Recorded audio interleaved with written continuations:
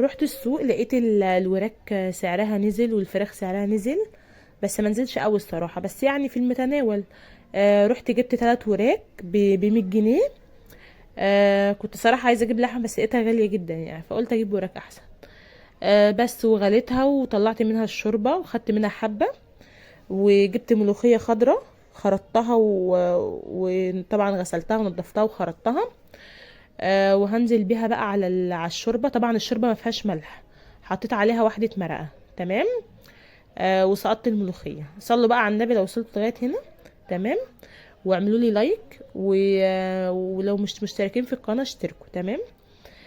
كده بقى نزلت بالملوخيه على الشوربه اللي فيها مرقه اللي هي من غير ملح. تمام. خلي بالك من الملح عشان ساعات الحاجه بتملح لما، يعني مثلا ما تبقوش انت واخده بالك حط هنا ملح وحط هنا مرقه هتلاقيها ملحت معاكي. تمام.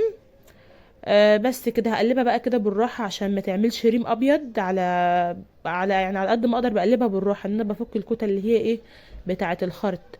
تمام. بس كده على جنب انا بقى كنت شايله الوراك بعد ما سلقتها وهحمرها. طبعا كلنا عارفين احنا بنحمر الفراخ ازاي. تمام. وهحطها على جنب بقى ايه عقبال ما اخلص باقي الاكل. هعمل بقى جنب الوراك وجنب الملوخيه هعمل بتنجال بالدقه. بتنجال مقلي بالدقه. تمام. هوريكم برضو طريقته دلوقتي، بس انا دلوقتي بقى ايه بعمل ايه. جبت حته سمنه وشويه زيت هعمل الطشه بتاعه الملوخيه.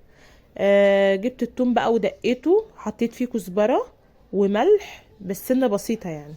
وحطيت فلفل اسود.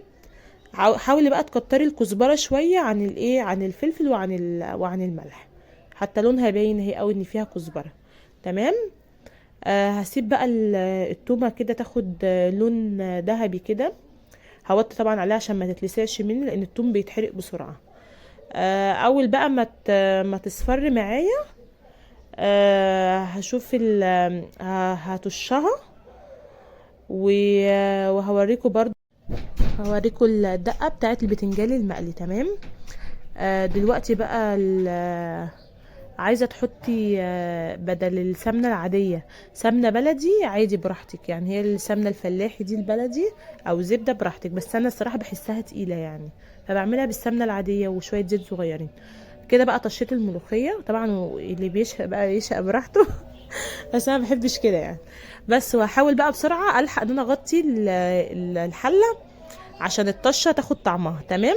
تاخد طعمها يعني في الايه الريحه بتاخد الطعم في الملوخيه. تمام. دلوقتي بقى المدق انا دقه فيه توم وطماطمايه وفلفلايه فلفل حار يعني اللي هو قرون. تمام. دقيتهم بقى وطحنتهم في بعض جامد.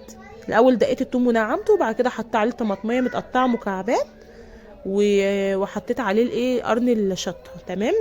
كده بقى هعصر عليه ليمونه. حلو كده ليمونه كبيره. وهحط عليها خل. الليمونه والخل دول يعني اختياريين، عايزه تزوديهم عايزه تقلليهم براحتك. عايزه تحطيهم بعد ما تحشي البتنجال دقه براحتك. انا بقى بحبهم يعني ادمجهم في قلب المدق. عندك كبه اعملوهم مع بعض حطي قرن شطه وطماطمايه وثوم.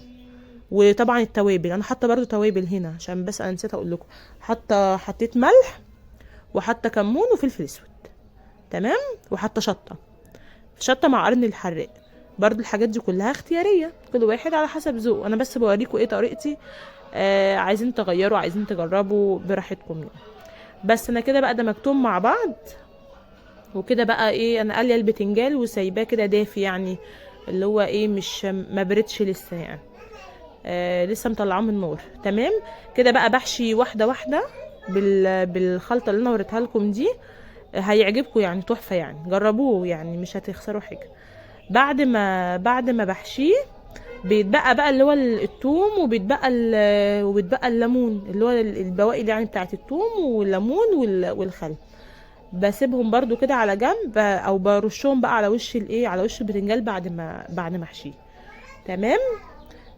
في دلوقتي بقى كنت انا بحمر الفراخ اصلا. تمام كده.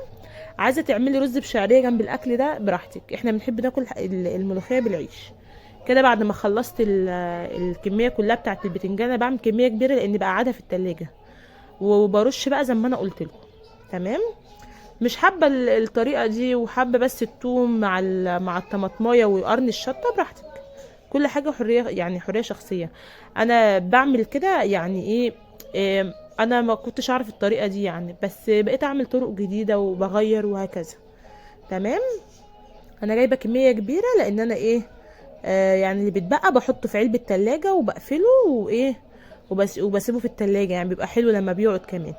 كده الملوخيه بقى بعد ما قلبتها، لان انا ما قلبتهاش اول ما ايه ما حطيت الطشه. تحفه الصراحه.